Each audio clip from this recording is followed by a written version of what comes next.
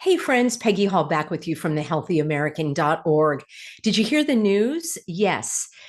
Vaccine exemptions are under attack by the American Academy of Pediatrics.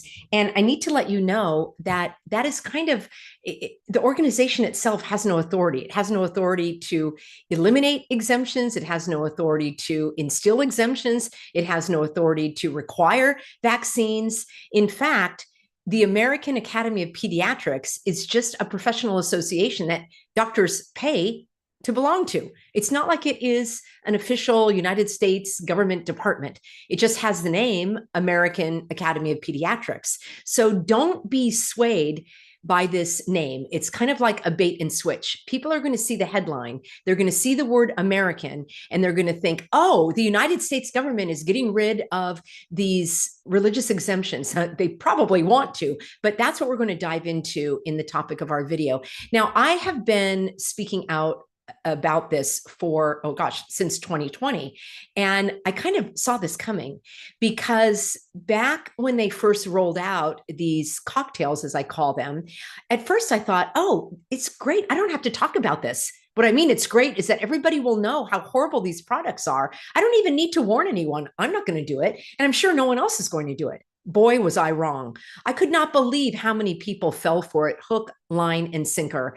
There was such a great like marketing campaign in terms of having it be fear-based, flu mongering, as I call it, so that people were operating out of fear and probably bringing illness upon themselves. Because when you think about it, people get sick for all different kinds of reasons. They aren't eating well, they're not sleeping well, they're under a great deal of stress, they don't love their life, they don't have anybody that they love in their life, so their social connections are shot. They are, not drinking healthy water, of course, the air, the toxins, the EMFs. There's so many things, past cocktails, injuries, accidents, traumas, emotional trauma, physical trauma. There are so many things that can add up to a person getting sick. And people, I think, were making themselves sick, reading all of the symptoms and then thinking that they had to have a magic cure. All right. I want to get into all of this, but I do want to thank the sponsor. So on a happier note, I want to thank a new sponsor to the show, and hop on over with me. And this is for those of you that are over 40, like I am. And if you are really concerned about some of the things going on in your body and, your appearance as well. And I make no bones about it. I want to appear as healthy and vibrant and youthful as possible with enough energy to do the work that God has put me here to do. So that brings me to sculptnation.com/Peggy. Isn't that cool? I have my own little URL there that I'll have for you in the description box below. But here's the message. If you are over 40 and you are noticing that your skin does not bounce back like it used to, or your joints sound like bubble wrap when you stand, or you have that morning stiffness that just won't go away, well, here's what's actually happening. You see, after about the age of 30, your body produces about 1% to 2% less collagen every single year. So by the time 60 rolls around, you have lost over half of your natural supply. So it's not just aging per se, it's a collagen shortage. And that's why thousands of people are turning to Sculpt Nation for their multi-collagen. And unlike typical collagen that only gives you one type, this has all three of the essential types that your body needs, from grass-fed cows, chicken, and even wild-caught fish. So users are reporting firmer skin in just weeks, especially in those areas that tend to sag. And many are saying that their hairdressers are asking what they're doing differently because their hair appears thicker and fuller. And as far as those achy and creaky joints, well, now they're moving smoother and easier. So the good thing about this product is that it dissolves completely with no clumps, no taste, no grit, just pure collagen with added hyaluronic acid for extra joint support and skin hydration. So you can mix it in your coffee, you can put it in your smoothies, or even just have it in water. And right now, my Healthy Americans are going to get up to 57% off the Multi-Collagen. Plus, there is a free 365-day money-back guarantee, which means you can try it basically risk-free for an entire year and see how that works for you. I'll have a link for you in the description box below. That is sculptnation.com/Peggy. Easy to remember. It's got my name on it. And that's where you can get your risk-free Multi-Collagen at sculptnation.com/Peggy. Friends, let's turn our attention to this horrific headline that is frightening a lot of people. First of all, I need to explain that the American Academy for Pediatrics has no legal authority to get rid of any exemptions whatsoever. So it's basically they're bloviating and they're just spewing hot air. I believe that they are trying to sway public perception because we're having other headlines like I covered yesterday, all about potentially, I hope it's going to go somewhere. I can't guarantee that it will, but there is more movement toward removing the vaccine liability shield from Big Pharma. So on the one hand, we're seeing progress there. And on the other hand, we're having the American Academy of Pediatrics, which is just a professional organization that doctors pay to belong to. Again, it's not any official group that has any United States government sanction or something, approval, in other words. So it's just like you can ignore it. But the reason it's catching headlines is because they state, well, I'll give you some of the summaries. They're stating that they want to have the complete elimination of all non-medical vaccine exemptions for childcare and public school attendance. So this is a policy statement that they put out.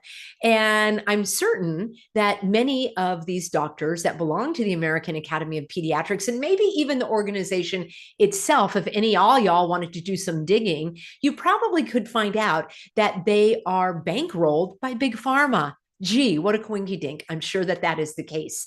So what they want is no religious exemptions, no philosophical exemptions, no personal exemptions, only medical exemptions granted under tightly controlled conditions. So a Healthy American summarized this for me, and I really appreciate it. And these are the notes that I'm referring to. So there was a survey previously by the CDC that found that only 40% of pregnant women and parents of young children said that they would accept all of the recommended vaccines on the schedule. I mean, that's amazing. And about 60% of those that were surveyed, and I don't know how many were surveyed, but this is just kind of a rough, bit of information here. 60% said that they wanted to delay, refuse, or were unsure about one or more of these injectable products.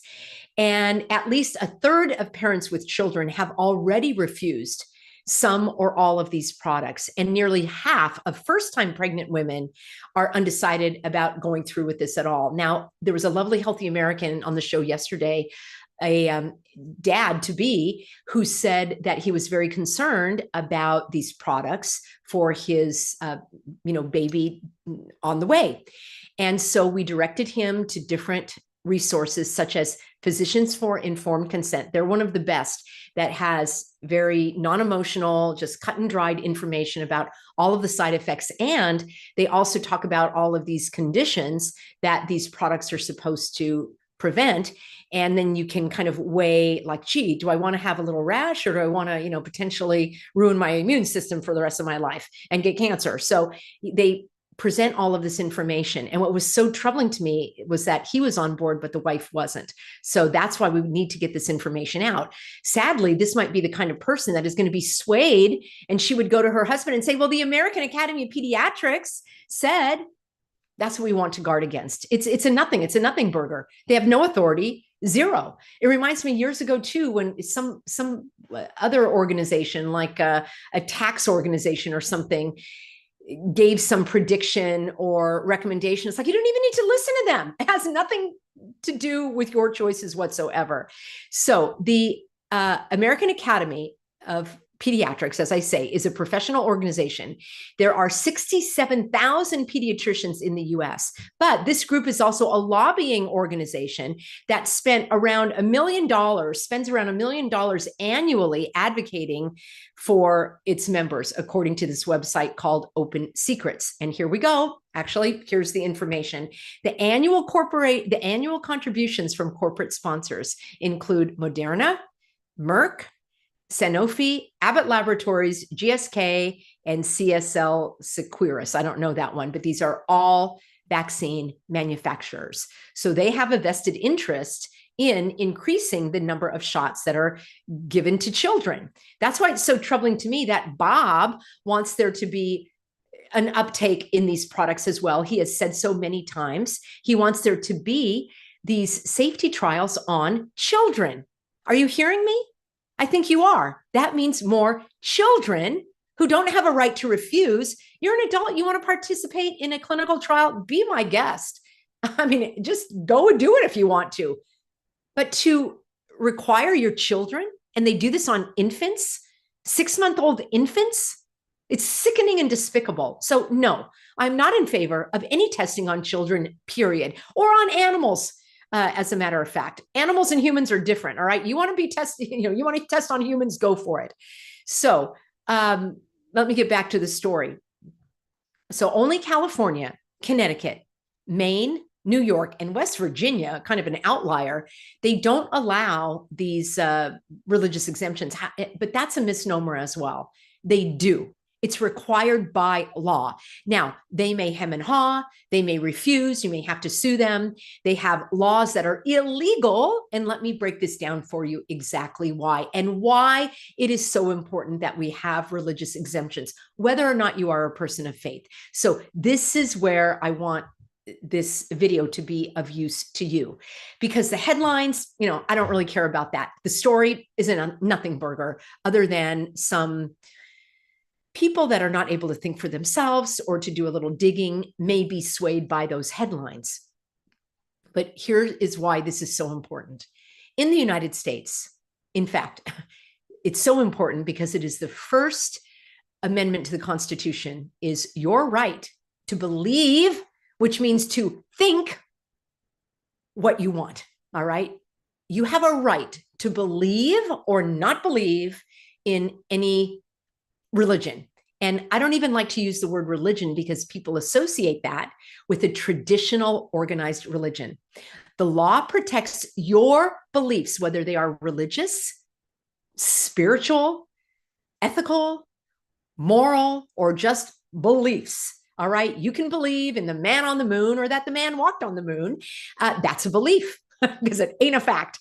And I'm sure that you can do, and you have done your digging on that, but I digress. The point is that your right to speak and think and believe the way you want to is protected by law, period. Now, apparently that law wasn't strong enough because there needed to be more laws made later, specifically in 1964. And this was called the Civil Rights Act of 1964. It started in colleges because Black students were not allowed to attend white colleges, which absolutely is discriminatory. And there were all sorts of riots, maybe some orchestrated. Nonetheless, we can say that the outcome of the civil rights tensions in the United States, the outcome, well, it resulted in the Civil Rights Act. And there are several titles in this act, and they have to do with your right to vote without being discriminated against, your right to work and even be a job applicant without being discriminated against, your right to operate in society without being discriminated against, and yes, your right to attend school without being discriminated against, including training schools or anything like that. So for children to be told, for the parents to be told that their children cannot attend school in California or Maine or New York or Connecticut or West Virginia, for heaven's sakes, because they have a religious objection to an injection, like that's illegal. Okay, it's illegal. And it violates the First Amendment to the Constitution. It violates the Civil Rights Act. When it comes to education, it's called Title IV. When it comes to your workplace, it's called Title VII. And then there are the Americans with Disabilities Act, and that also prohibits you from being discriminated against because of your medical condition or your medical status. Well, my medical status is pure. So why should I be discriminated against? Well, I can't legally. There are so many violations going on. So here is why it's important, whether or not you are a person of faith and whether or not you believe that, I'm going to use the word religious exemption, but it's an umbrella that includes your ethical beliefs, your moral beliefs, and just your beliefs. You don't have to belong to any religion.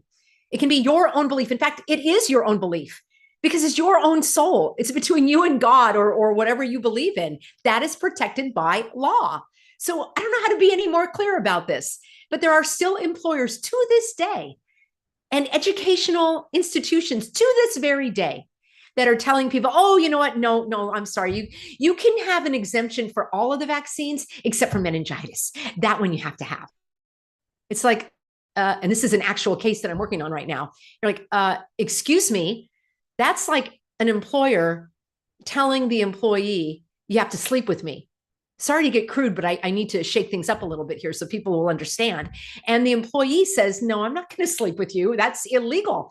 That's sexual harassment. Well, then you just have to take your top off. That is what the schools are saying. Okay. I want you to understand me. That's not a reasonable accommodation. That's like telling a Jewish person, well, I guess you don't have to eat the ham sandwich, but you do have to eat the bacon bits. That's what they're telling this student. You don't have to be vaccinated with everything else except for meningitis. Now, your religious exemption covers all those other shots, but not this one. Well, I worship God by keeping my body pure. And through prayer, God told me not to participate. So now you're going to come between me and the First Amendment. You're going to come between me and Title IV of the U.S. Civil Rights Act. Yeah, I don't think so. So this is why it's so important, friends. I want to these laws are holding on by a hair, a shred, all right? And I want to kind of come in with my sewing needle and stitch it up. And I need you to help me as well by understanding and sharing this video and supporting others that are standing up for their rights. Whether or not you are a person of faith, certainly you don't want to live in a country where you don't have the right to think and believe in what you want to think about and believe in. Do you? That would be bizarre. Like, that's the actual antithesis of our constitutional republic, not a democracy. We have some democratic elements. A democracy is what Ellen Mush was trying to push. Well, we just want the people to tell us what to do. No. The people don't tell you what to do. The laws tell you what to do. Okay. Yeah, I hope we got that all straight. A democracy doesn't have the guardrails of a constitution. And that's why I speak out about this again and again and again. And I'm glad to see that my message is getting out. Bob, for one, has toned down his rhetoric about saving democracy.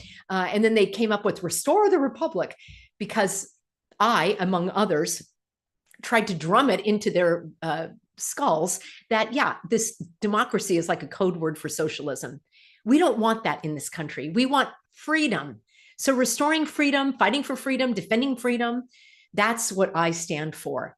So I just want to make this very clear for you. If you or someone you know is fighting this, and there are people that are fighting this in court, and we have been deposed in cases, my husband and I, and we have given evidence. So this is what the basics are. And I just want you to understand this. So number one, you don't have to belong to any religion. And if you are, for example, Catholic, and the Pope said, well, I believe all good Catholics should be vaccinated, or maybe the pastor at your church said that, you don't have to follow what those religious leaders believe or say. It's your individual right to believe and hold those beliefs and objections. And it does not have to be approved by anyone. No one knows what is between you and God and in your soul. No man, no employer has the right to judge that, period. Now, some will say, Peggy, you're making such a big deal out of this. I don't need no stinking exemption. No government has the right to tell me what to do with my body, period. And I'm just going to tell my employer that. Perfect.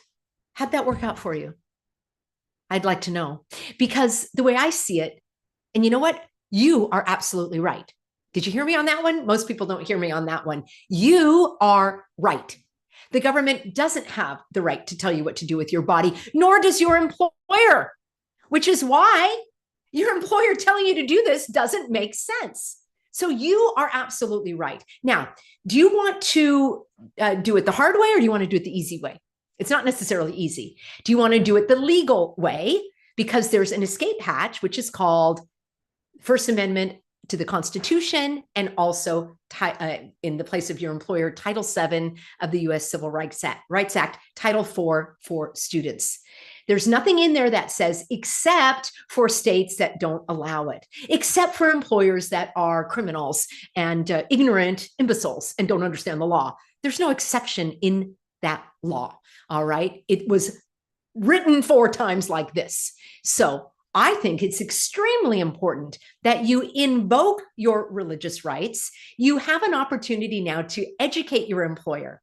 You have an opportunity to educate other people around you.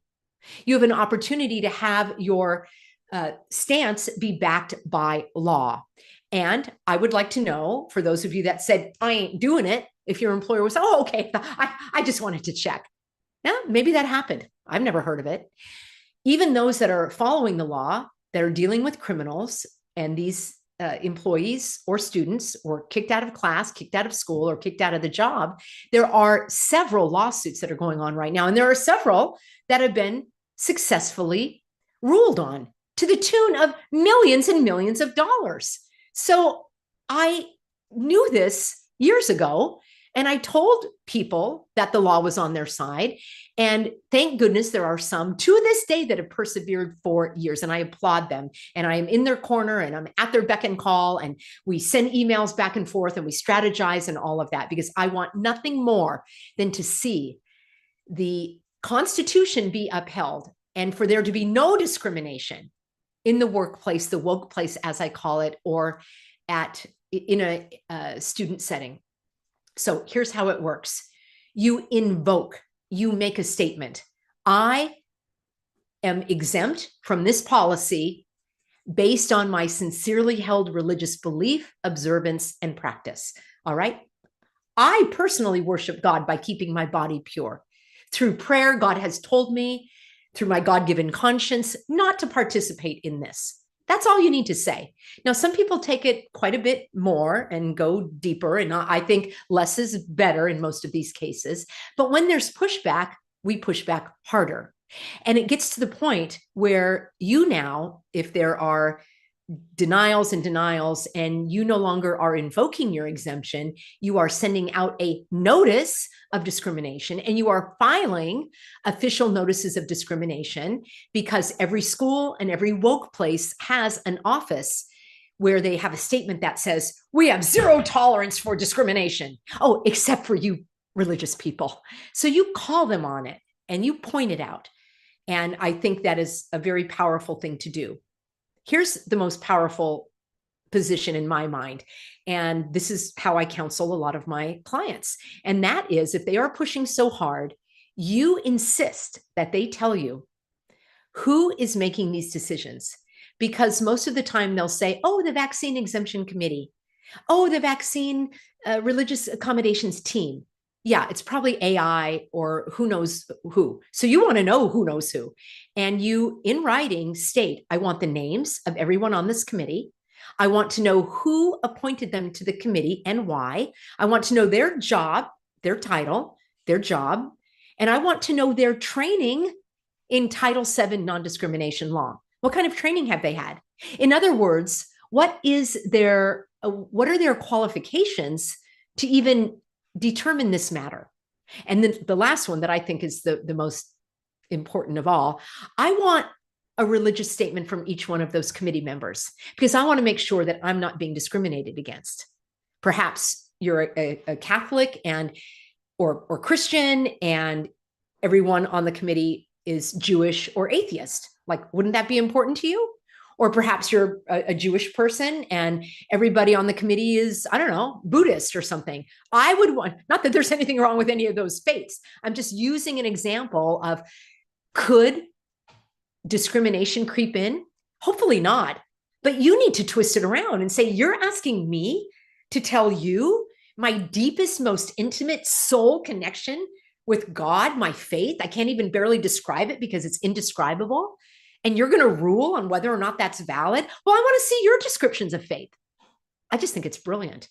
And to this day, not one employer, school, no one has ever answered those questions. What they did is they folded and instead they granted the exemption. Now, you already are exempt. What I mean to say is they accommodated your belief, and they're required to accommodate your belief.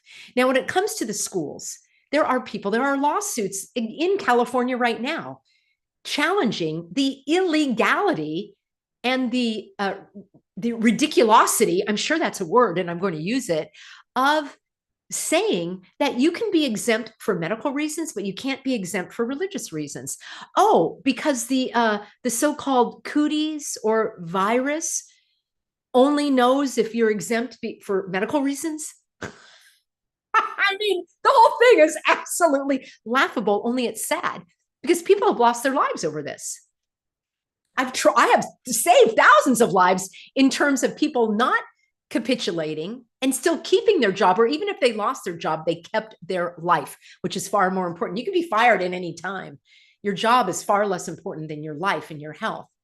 So that whole scenario, if I were an attorney, that's what I would argue in court. Your Honor, these 12 students in, whatever, 5th grade or something, all have medical exemptions and they're able to attend school. But you're telling me that my client, just by virtue that their exemption is based on a religious belief, can't attend the same school. That's discrimination. It violates so many laws. And in California, there are more laws. And I've covered that, again and again and millions of times. There are plenty of laws in California above and beyond the federal laws that protect you.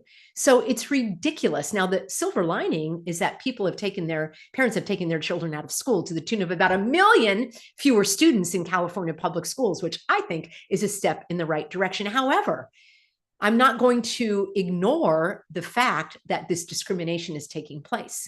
Let's look at it another way. All right. Your Honor, we've got these 12 children or whatever in 5th grade that are unvaccinated because of medical reasons. And you're telling me that my clients that are unvaccinated are posing a threat to the vaccinated.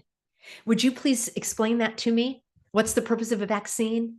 Oh, to protect from illness. I see. And do they work?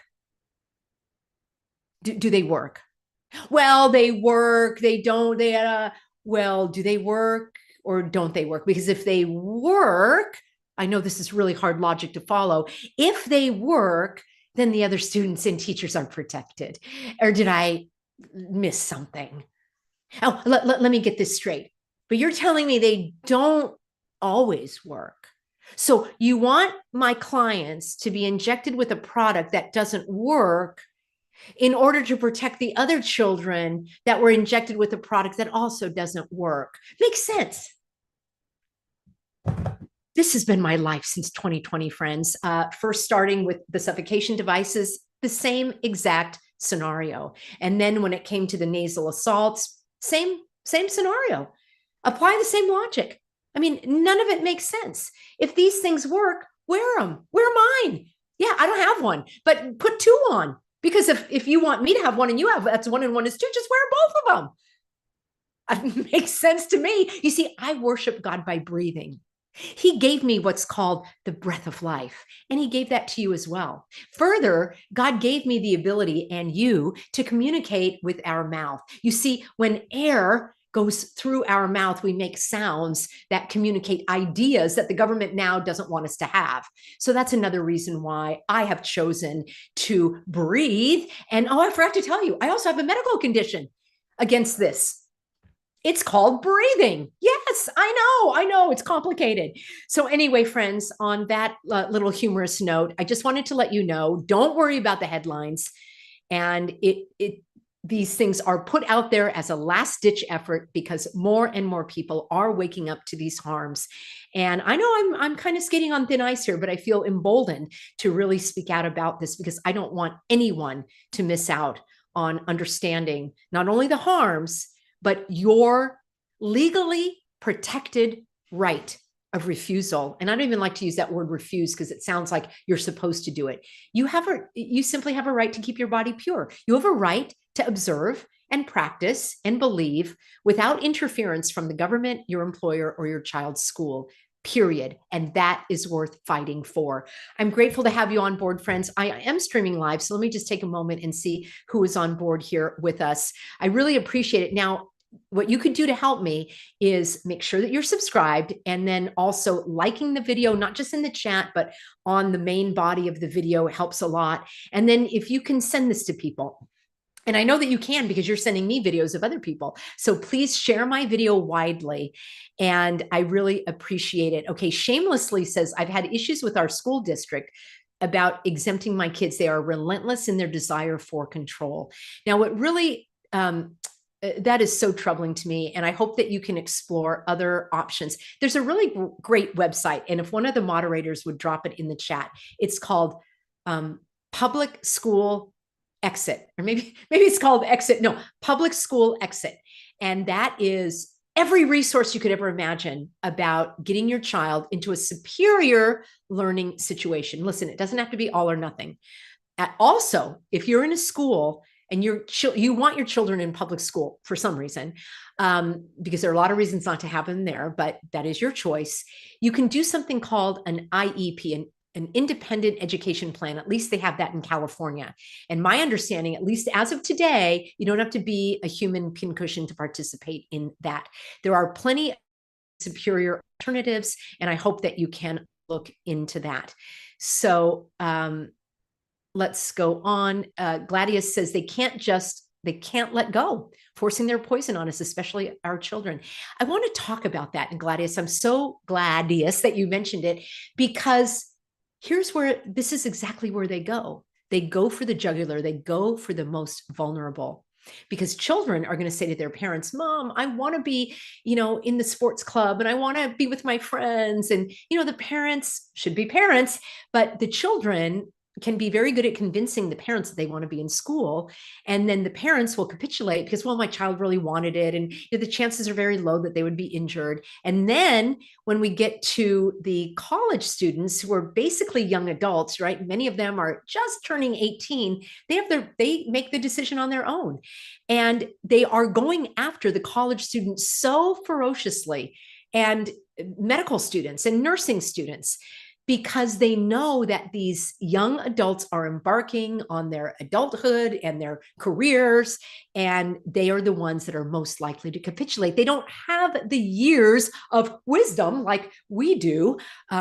Yes, I'm an elder. I'm going to claim that title. I think it's important. Our society is so youth oriented. Again, nothing wrong with that, but let's have a little something for the effort for those of us that have been around for a few decades and have had experience in these things. So it's so troubling to me when they go after the children, right? You adults want to do it, go for it, but let's literally keep the children out of it. Let's see.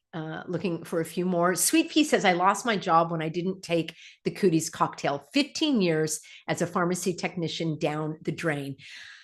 I hate to hear those stories. And I wish that you had come to me or my information, or that you weren't working for a criminal. Because the truth is, all of the information I have and all of my strategies are extremely successful if you're working for a rational employer. I had somebody email me from IBM and they said, Peggy, the executives here, they know who you are and they don't like how effective you are. And I was able to get rid of these at Wells Fargo, Amtrak, Southwest. I'm talking major corporations when I did my public videos explaining the laws that these companies were violating, and the EEOC getting ready to go after them. Usually it's the smaller companies that are getting away with it. And it's so troubling to me.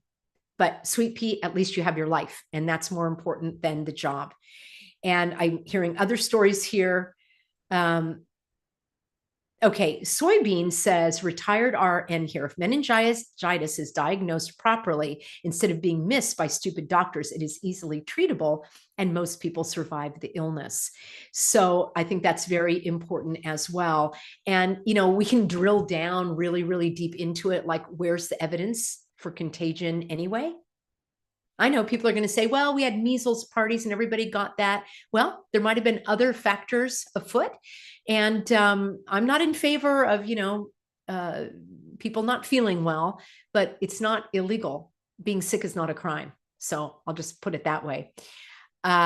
Here we go. Yeah, Sweet Pea says you don't have to do anything anyone says. You're absolutely right. Knowledge is power. Thank you, Peggy, for everything you and your husband do. You are so welcome. And I'm grateful to be doing this. Don't assume we didn't. Okay, there's a conversation I don't have the whole thread on. Brian and Debbie, always great to see you. Longtime healthy Americans, they say, not surprised that they will keep the snowball rolling down the exemption hill. Now, when I was preparing for the video, I was making a few notes, and I don't think I had a chance to mention this because I did a video a few years ago, and there was, I think he was from Johns Hopkins or Harvard, and they were also floating this concept of you can't have religious exemptions for vaccines because public safety is at risk. They have to prove that. And even if they can, I still have the right, which is why I don't like that phrase. And I've done a video on this before. Where there is risk, there must be choice. There are probably some very well-meaning freedom people that have used that phrase. They might have it on a t-shirt, a hat. They put a meme up on Facebook or something. I understand where they're coming from, but you need to think that through. That only serves big pharma because they're going to say, well, the risk is very low. And the real risk is putting the public at risk. So I want to eliminate that phrase. It doesn't matter if there is risk or not. There must always be choice. So I need a t-shirt that scratches out the hole where there is risk. And at the bottom, it just says, there must be choice. That's a brilliant one. Is anybody buying t-shirts anymore? I have a store that I never promote. I should probably do that to help keep the lights on and keep things flowing here. So Roberta says, I got a religious exemption, and the gal who signed it's factual had never seen one before. So I guess the person who got it, you were the only one doing the exemption. And see, Roberta, you had the opportunity to educate her.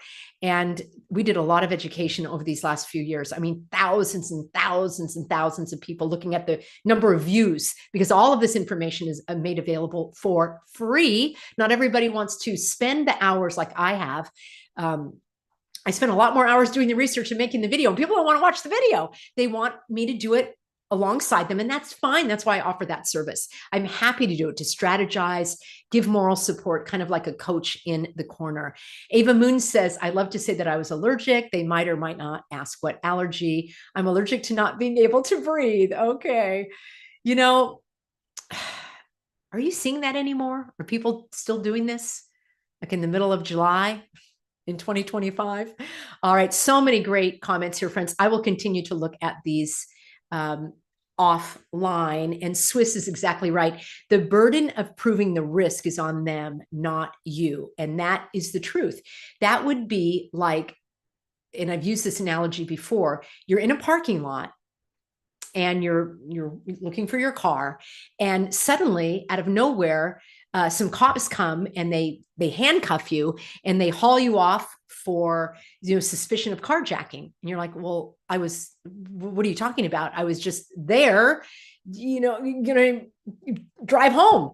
And they're telling you that you have to prove that that was not your intent. You don't have to prove anything.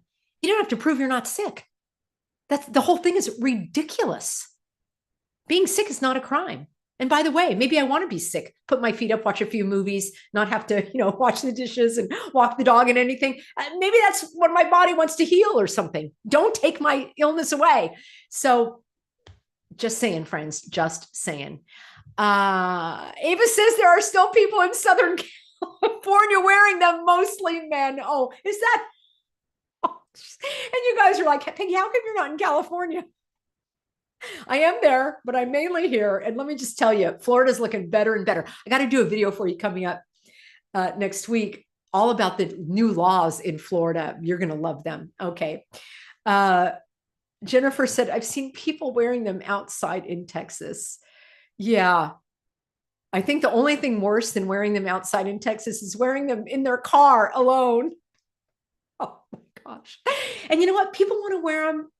It does offend me. I don't like that. I like to have normal human interaction with faces and facial expression and all of that. So if I am confronted with someone, it doesn't happen very much anymore. But if someone's in the store or whatever, I just go elsewhere. I don't interact with the person wearing it. It's too unsettling for me. They want to have a right to wear it. I have a right to not interact with them. That's how I see it. Friends, I'm so grateful to have you on board. I'll be back with you tomorrow. I'm going to rest my voice now and got lots of stuff. Oh my gosh, I have so many things queued up for you. And I want to talk about the bright headlights. I want to talk about this crazy trash can fiasco in the city of San Diego. Really weird. And I want to talk about Bob Kennedy. Why was he on vacation in the first 5 months of his job on the job? Did you ever get to go on vacation in your first 5 months? Where was he on vacation? Oh, you don't think it was a cover story, do you? For the fact that he said, oh, they voted in that when I was on vacation. Well, that's the kind of leader you are. That's pretty inept. Very, very weak. You know how I feel about Bob. All right, friends, on that happy note, signing off for now. Always grateful to have you on board and get on my free Substack, peggyhall.substack.com. I'll have a summary of what we talked about and I'll pluck out some of your great comments and include those as well. See you soon.